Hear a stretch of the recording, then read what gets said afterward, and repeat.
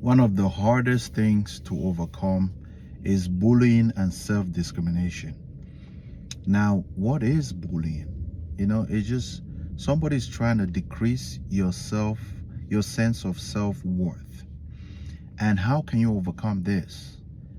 By increasing your sense of self-worth. As simple as that. So, if you have friends, or maybe you're a parent and you have kids, or maybe you yourself grew up in a kind of toxic environment, and or maybe you have a history of bullying, or maybe discrimination. It's just simply somebody is trying to make you feel like you're not worth it, but you're a valuable person. You have more to contribute, and you can kind of raise yourself from this low energy state that they're trying to put you into a high energy state. Now, sometimes bullying can be, or you might have certain, let's say, features that you had no control over.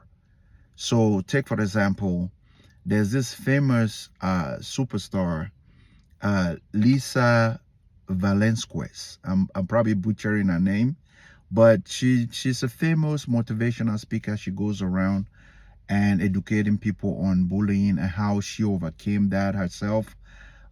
She had a genetic condition where she could not gain body weight, or body fat, actually. And so it kind of made her real skinny. And so people, when they see that, they think she's really ugly. Now, at one point, she was named the world's ugliest woman at 17. So just that kind of thing can really break you, like completely break you. You can feel like you're not worth it. You can just feel like you don't have anything to contribute. There's sometimes people even feel like there's no reason to live because they don't contribute nothing. They're worthless. And that is like the lowest state you can ever find yourself in. And that's why I say most of this stuff is in your head. So the big question is, how can you reverse this? So if you have this problem, what are the steps you need to take to reverse this?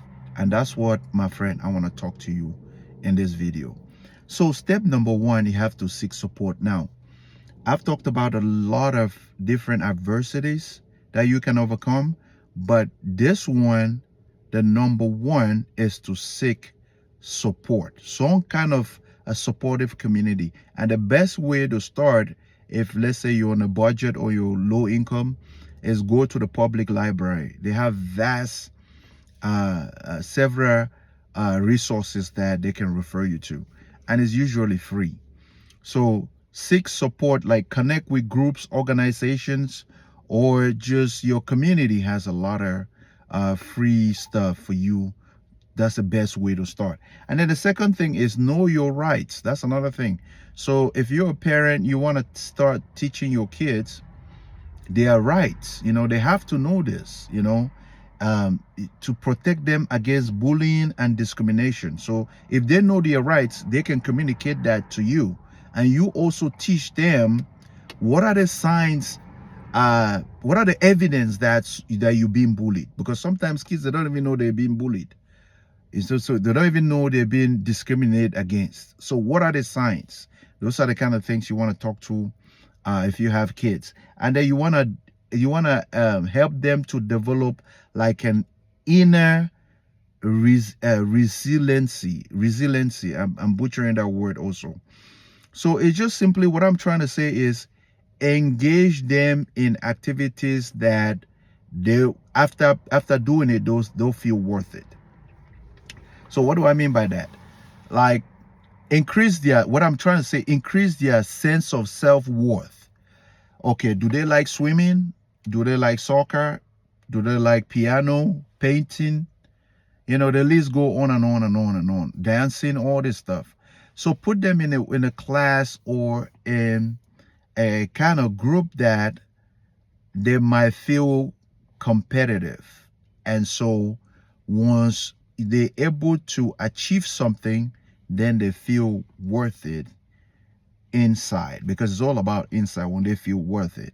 So they gradually increasing their sense of self-worth when you do this. And then another thing is you want to practice self-compassion. And I talked about this because if you don't practice self-compassion, being kind to yourself and understanding and recognizing what happened to you and forgiving yourself, and this usually require therapy in order for you to do this, but it's something you have to build up over time, because if you don't do this and then you're in a relationship, you self-sabotage your relationship. You might think the other person is not, or something they might do might trigger that. You see, something your partner might do might trigger that. That's why you have to forgive yourself and learn self-compassion and those kind of things, because there's a lot of things that might trigger. And then the last thing is, you always, once you learn all this, you always want to engage in some kind of advocacy, meaning you want to teach others or be a mentor for someone. And the best way to do this is to teach and spread the awareness of how you overcame this.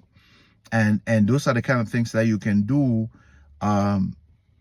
yourself to kind of increase your self-worth, your awareness, and learn more and become mentors for others, and you increase your self-worth. Listen, if you want to learn this kind of stuff, go ahead and click the link below, book a call with me, and I'll see you on the other page. Bye for now.